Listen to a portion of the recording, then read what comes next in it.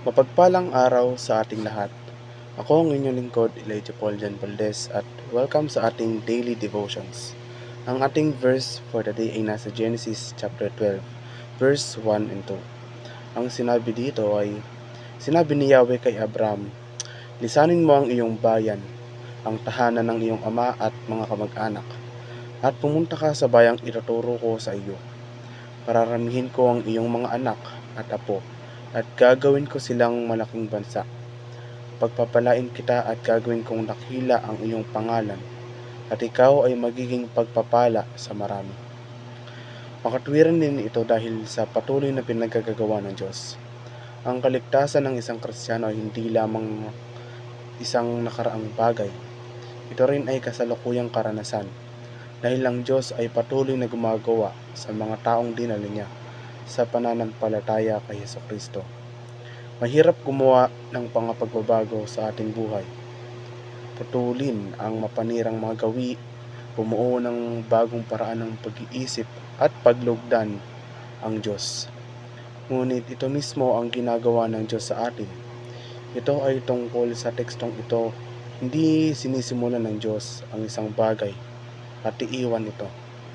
Kapag sinimulan ng Diyos ang isang bagay, lagi niyang dinadala ito hanggang sa matapos. Ginagawa niya ito sa iyo. Sa makatuwid, walang katotohanan na sinungatin ang kanyang mga layunin.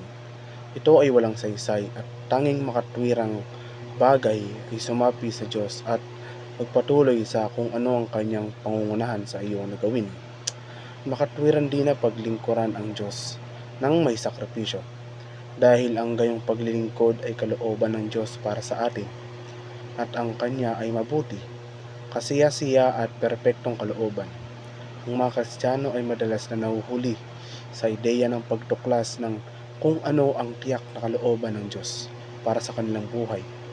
Sa aking panghusga, malinaw na may mga tiyak na plano para sa ating buhay na itinakda ng maaga ang Diyos, dahil tinakda na niya ang lahat ng bagay. Ang hirap ay hindi niya ito ay pahayag sa atin.